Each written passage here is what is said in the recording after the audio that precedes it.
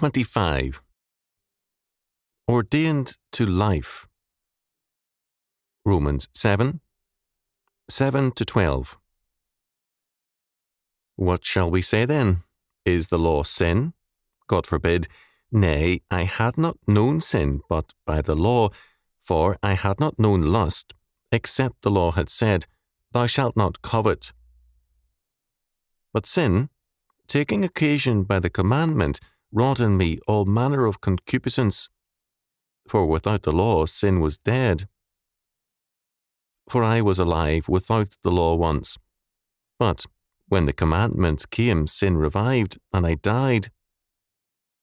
And the commandment, which was ordained to life, I found to be unto death. For sin, taking occasion by the commandment, deceived me, and by it slew me. Wherefore the law is holy, and the commandment holy, and just, and good. Romans 7, 7-12. We need to begin by examining again certain words. We again find Paul using the word lust, verse 7. The Greek epithumio, and the context in this sentence makes obvious that lust here means to covet, and the same word, epithumeo, is used. In other words, Paul says, I had not known covetousness, but for the fact that the law said, Thou shalt not covet. In verse 8, in English, we have the word concupiscence, which, like lust, has come to have a restricted and sexual meaning. In the Greek, it's the same word as lust and covet, epithumeo, and the reference to the 10th commandment makes clear that its meaning is to covet. In the Septuagint, the Greek version of the Old Testament, this is the word used in Exodus 20:17. Thou shalt not covet thy neighbour's house, thou shalt not covet thy neighbour's wife, nor his manservant, nor his maidservant, nor his ox, nor his ass, nor anything that is thy neighbour's.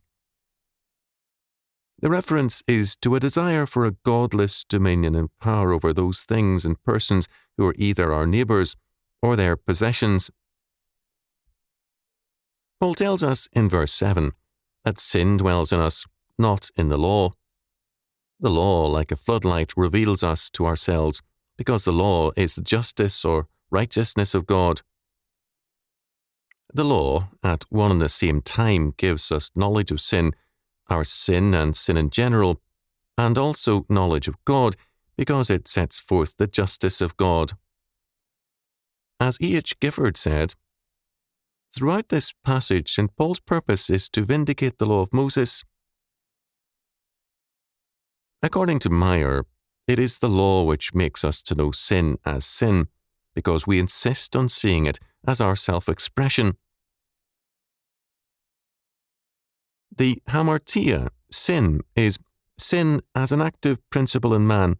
See verses 8, 9, 11, 13, 14, with which I have become experimentally acquainted only through the law, so that without the intervention of the law, it would have remained for me an unknown power, because, in that case, it would not have become active in me through the excitement of desires after what is forbidden in contrast to the law.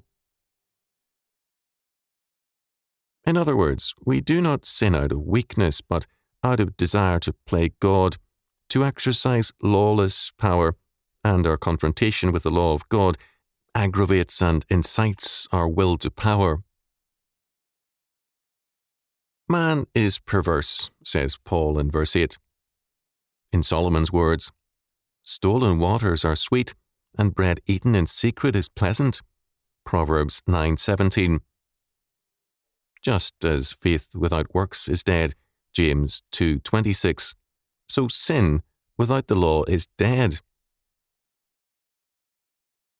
Adam and Eve sinned against God's plain commandments, Genesis 2:16-18. No lack of anything nor any need occasioned their sin. Their sin represented a deliberate distrust of God's law word and a trust in their own will. Adam's sin was a self-conscious act against God's law. In terms of Genesis 3:5, every man has his own God and lawmaker. The goal of sin is lawlessness. Sin is a self-conscious affirmation of autonomy. A popular song of today has a woman asserting that she left a man who loved her and whom she loved to seek promiscuous sexual experience because I had to be free and to find my place in the sun by lawlessness. It is this that Paul speaks of when he says that without the law, sin is dead, because sin presupposes a revolt against God's law order. We must remember that Paul uses the word covet because, in a sense, the 10th commandment sums up all 10 because its focus is the desire to violate God's order. God's law places limits on our lives which are designed to enhance life and preserve true freedom. Man's revolt against God leads to a denial of the very conditions of life, God's covenant law, in favour of an anarchic lawlessness, which is death. Hence, he that sinneth against me wrongeth his own soul. All they that hate me love death. Proverbs 8:36. The law thus provides the dynamics of sin because sin is the attempt to negate the law of God as the condition of life. In verse 9, Paul says, I was living without the law at one time, that is, as a Pharisee I was living without a true knowledge of the law. When the commandment came, that is, when it began to be truly understood, it discovered to Paul how great depravity abounded in the recesses of his heart, and at the same time it slew him. Calvin had also this to say, Sin's death is man's life. Conversely, sin's life is man's death. The law made Paul aware of God's death penalty. Thus, Paul says in verse 10, although the law was ordained to life, it was death to the man in sin. Hodge commented, the law was designed and adapted to secure life, but became in fact the cause of death. Life and death, as here opposed, are figurative terms. Life includes the ideas of happiness and holiness. The law was designed to make men happy and holy. Death, on the other hand, includes the ideas of misery and sin. The law became, through no fault of its own, the means of gendering the apostle miserable and sinful. How vain, therefore, is it to expect salvation from the law, since all the law does, in its operation on the unrenewed heart, is to condemn and to awaken opposition. It cannot change the nature of man. The commandment to the redeemed man is ordained to life because it is the way of justice. To the unjust man, it is a sentence of death. The law was not given to Adam in Genesis 2:16 following as Adam's way of salvation, but as the means of protecting and furthering Adam's life in God. Now, as redeemed men, we do not take the law as our plan of salvation, but as the God-given way to protect and develop our lives and to be blessed of God. It is sin, not the law, Paul says in verse 11, which kills us. Sin uses the law as a means of attacking God by breaking his law.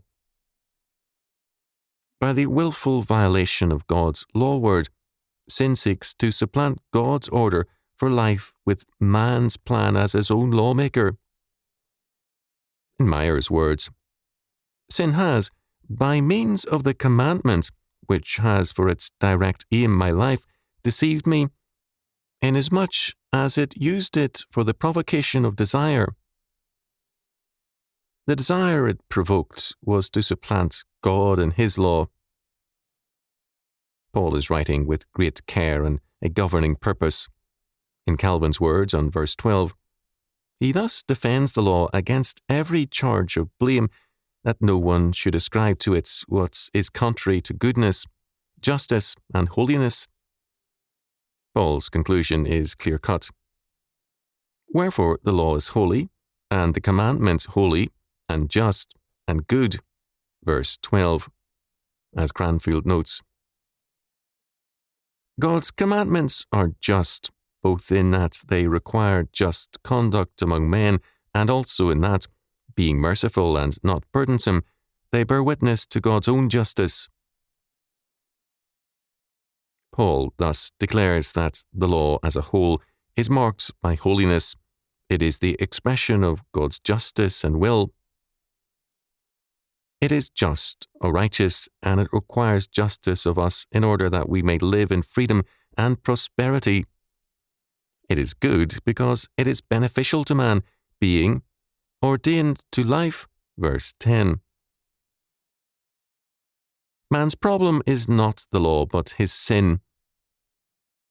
Man begins by coveting the place and power of God, Genesis 3:5, and he continues by coveting everything that belongs to his neighbour. The lust for power is basic to the society of men in Adam. The goal is to play God and exercise power over men. It is thus, in terms of Proverbs 8:36, a society with a will to death. It creates a murderous and suicidal realm. In the French Revolution, Marat spoke of taking 1,000,000 heads and declared that the hungry have the right to eat the well-fed. Igor Sevarovich described socialism as a war against freedom, property, religion, marriage, man, and life itself. Its results will be the withering away of all mankind and its death. Any and all attempts to build a society apart from the triune God and his law word are invitations to assured judgment and death. The just cannot live by faith apart from God's justice, his law. In Christ we are brought to life, and in his law we are ordained to life.